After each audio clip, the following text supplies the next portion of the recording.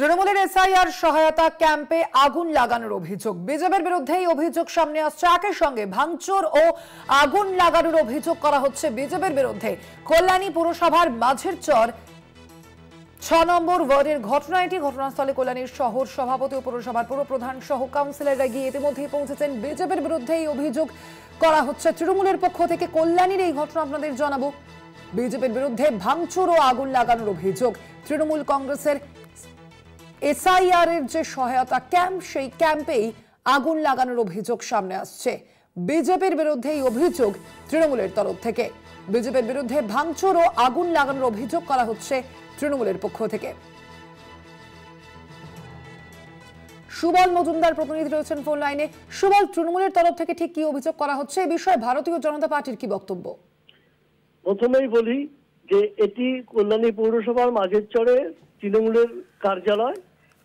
সেখানে কিন্তু বেশ কয়েকদিন ধরেই চলছে এসআইআর এর সহায়তা কেন্দ্রের ক্যাম্প। বহু মানুষের ভিড় হচ্ছে, বহু মানুষ, এলাকার বহু মানুষ তারা সাহায্যের জন্য সেখানে আসছেন।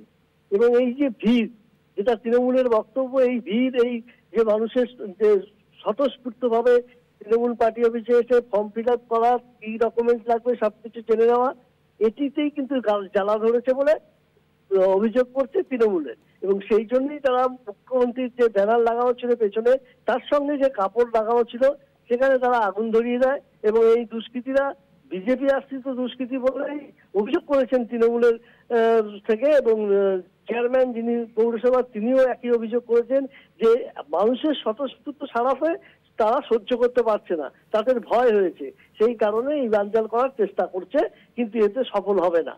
যদিও বিজেপি এই যে অভিযোগ তারা অস্বীকার করেছে, বলেছে তারা যেটা বলেছে যে পুলিশ তদন্ত করে দেখুক কারা এই ঘটনা ঘটিয়েছে, এর সঙ্গে বিজেপির কোনো যোগ নেই।